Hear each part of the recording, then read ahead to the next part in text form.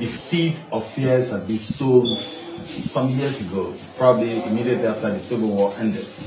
That brings me to the question of the abundant property, the so-called abundant property. What's your take on this? My dear brother, abundant property is very, very unfortunate. It ought not have happened in the first place. There was no need for anybody to have taken the property of the Igbos. And we have to do restitution and we have to apologize to them. People just lie. You can tell a lie, but one day the truth will come out. You can continue to lie every day. You lie the truth. That hey, the Igbos went to ACB, which belonged to all of us, and collected money and built the houses. They don't have paper to the land. None of them have papers. This one, that one, yes. We took the property. Go to Port Harcourt today. 90% of those abandoned properties have been returned to the Igbos. They bought it back. We took from them. They bought it back. 70% of the total real estate in Port Harcourt are owned by the Igbos today. 70%. Go to the market, over 90% of the shades which Rivers people collect are occupied by Igbos. All the lock-up stores in Oguna Valley, everywhere are occupied by the Igbos. Did they also use a spiritual APC, ACB to come and collect this thing? Go to Uyo Central Market.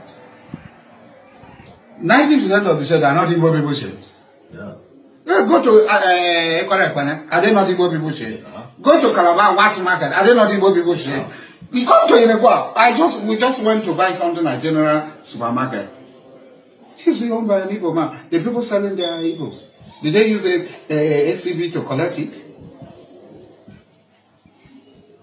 So why are we lying? They said that the Igbos killed our people. I don't know the family structure in Ibibio land. But I know that in Calabar we have war canoe houses. My father's father, mother, where he come Yuridia, is from the young Judge Gude family, the Akabo, Barango Gude house area. So if somebody sees me on the road, and I introduce myself, Melford Dokubo Gooded, the first thing the person will say, which Gooded are you? I said, yeah, I'm Melford's son. Which Melford?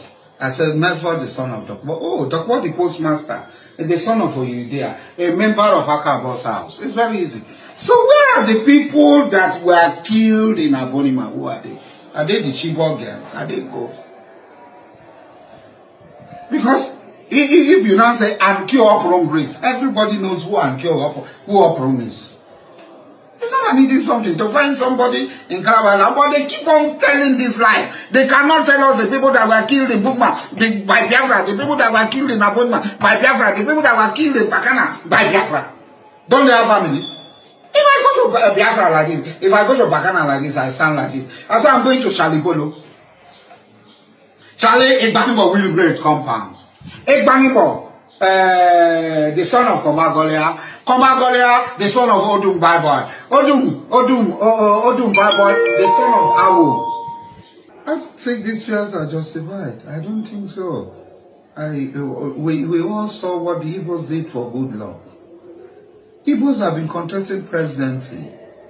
Dr. Nnamdi Azikiwe contested in 1979. I was old enough. In 1983, I was old enough.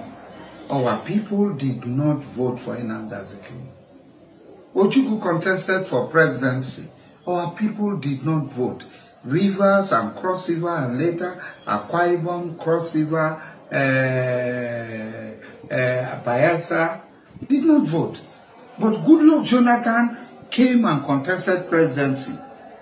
The whole of the Igbo people gave all their vote and their support to Goodluck Jonathan.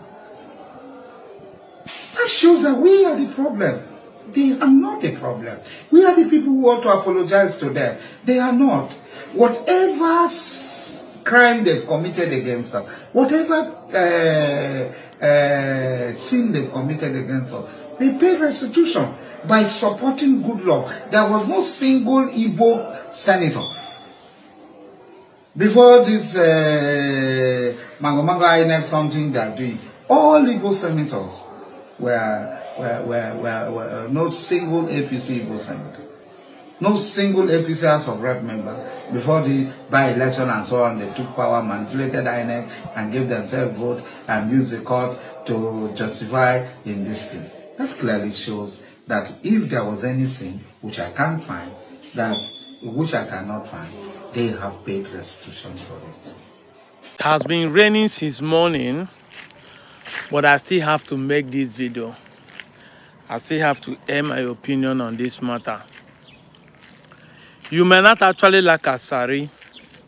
Yes, of course, you might have your reason why Asari is not your kind of guy. But you can't take the fact away that at some point and some occasions, Asari always said things that resonate with the minds. And he always come true to say the truth when it matters. I don't actually know the date he made this video, but it's valid at a time like this. I've said it time without number. Igbos are the only one practicing one Nigeria. Yes, in general, every other people feel like they're talking about being one Nigeria, but in action, Igbos are more practical of practicing one Nigeria than others. And that's why they are more tribalistic than every other tribe in Nigeria. You hear what Asari said during the election, even the last election, how many of the Niger Deltas actually voted for freedom? If you come and say, we Benin people voted, no, how many of you have been voting for an Igbo person? You know, you hear what he said, that they did not vote for Juku and every other person. Even in the last election, they still rigged the election against Peter Obi in some of these areas. That is the truth. But we're not going to use the political people to give an excuse for the general opinion of others. But what am I trying to say? Igbo did not vote for Jonathan because he's a Niger Delta person. They voted for him because he's the best candidate. I can tell you that if there's a better candidate from another tribe or from another region better than Jonathan, they would also vote for him so that we will not get it twisted. However, it shows that Igbos can support you no matter who you are. So far, you are the best. Now the Jaws, some of them claim that Igbo do this, Igbo do that, but look at it. Igbo people still support the Jaw man to become president. Even when he loses, they still stand by him. Buhari marginalized the Igbos, called them dot in a circle because of supporting Jonathan. And we bear the bruises, bear the bonds, bear the pains throughout the 8 years of Buhari, just because of that single R that we all stood for. But what do we get in return? What do we get in return? Let's go by the narrative Asari was painting.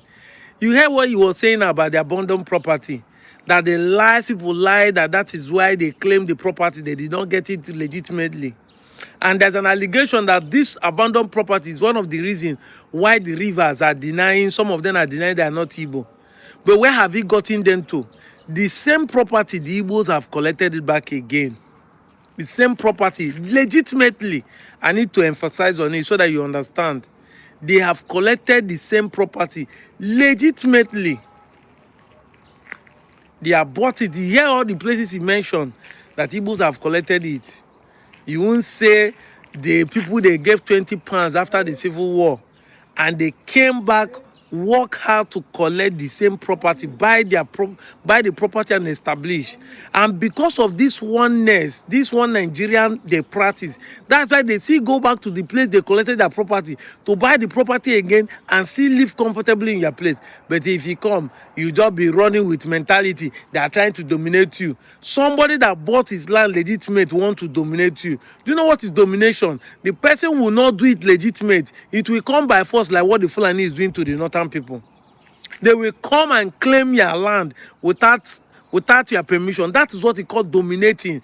But when somebody legitimately own a property, he's not trying to dominate you. Because there's an agreement between you and him. You agree for him to step up. And he step up and pay the due process, the due price behind it. And these are the problem. Even in Lagos, The same thing is happening. That is why some Yorubas, not all, are angry against the Igbos that they want to dominate. People that are working hard legitimately to own their own property, to live comfortably in their zone. Imagine an Igbo man living in Bayelsa, but because he's not a Bayelsa person, he can't buy land and build a house. That's not Igbo man. Igbo man will work. Even if he's living in Bayelsa, in Medugri, he wants to buy a land and live comfortably there. But when he does that, you say no, he wants to dominate you. That's why he's buying land. You that came to the east but could not buy land, why didn't you buy land and let them say they didn't sell to you? People like us are selling land now. I'm a rector, an ambassador of a state. If there's a proposed land now, say, see land in Delta now, see land in Anambra, come and buy. You will not buy, but you will always be online saying, Igbo people know they sell land, Igbo people know they sell land. There is land for you to buy now and build. The Igbos are good people. The Igbos are not bad as people painted it to be. And it's unfortunate that in the 21st century, we keep holding on to lies, not onto reality. We're not facing the truth about it. You hear the lies that they say that the Igbo people, Biafran soldiers, kill somebody. He debunked it here. And this same lie is what they propel in Benin when they say that the Biafran soldier entered Benin and steal from the CBN Bank, steal gold. Meanwhile, CBN Bank was not built. It was commissioned by Samuel Umudia when after the Civil War. And somebody is saying that the Biafran entered there and steal and rape their women. Meanwhile, you have heard testimony of people. The retired army said they are the one doing it, but on camouflage, so that people will think that the Biafrans are bad people. All the lies has expired. It's high time you know this. And this is why people like me from Onitshubo, I'm in my village right now making this video, from Onitshubo is telling you that we are Igbos. We cannot live with this lie anymore. This is what we are talking about. The lies has expiring date, and I will keep bringing facts and evidence to show you that people are speaking the truth to the public. There's a revolution. A lot of people are beginning to say the truth. They find out that the lie will not take Nigeria anywhere, and that's why they need to start telling the truth. We have been telling lies of this for many years. Igbo man spoil Nigeria. It was Agi Irosi. Now they left you for 50 years plus. You all have been in power. Fulani, Hausa, Yoruba have been testifying. You have not been able to fix what somebody spoiled within 6 months. Because according to you, Agi Irosi was in power only less than 6 months, January to July. Yet, 50 years plus, since 1970, after the Civil War till today, we have not been able to fix what somebody spoiled in 6 months. Is it not a shame unto you guys? But instead of you to admit that your people have been in power with weak brain, without sense of order, without ability to fix Nigeria, you are still pointing finger to man who spoiled it. You are still pointing finger to somebody who says spoil it. Even when the evidence proved that it's not the one that spoiled it, it was Gowon who created the state and changed the regional government and bring the unitary system by the degree he made in the early hours of May 27, 1967. You will not admit that. Yet, 50 years down the line, you have not been able to fix it. Who's supposed to be ashamed? You are not supposed to be speaking. You guys are not supposed to be talking. If you are from any of these tribes that is not Igbo, you are not supposed to be talking. Because your people have the opportunity to fix it. Instead, they damage Nigeria worse than it was even in the 1970s. They have destroyed the country, destroyed the economy, packed all the money and the mineral resources in the southeast and the so-called south-south. But instead of few people in the south-south to come together and unite with people who has a common sense to push an agenda for a good governance, you are here buying into the lies and falsehood and be saying Igbo people are this, Igbo people are that, Igbo people this, Igbo people that. As you point finger reach, where has you seen that Igbo people have killed anybody and collect their land? But Fulani are doing today. None of you are accusing Fulani for killing people in Jos, killing people in Plateau, killing people in Benue, killing people in Nasarawa. These are the problems we are facing in the 21st century. I'm out of here, Joe.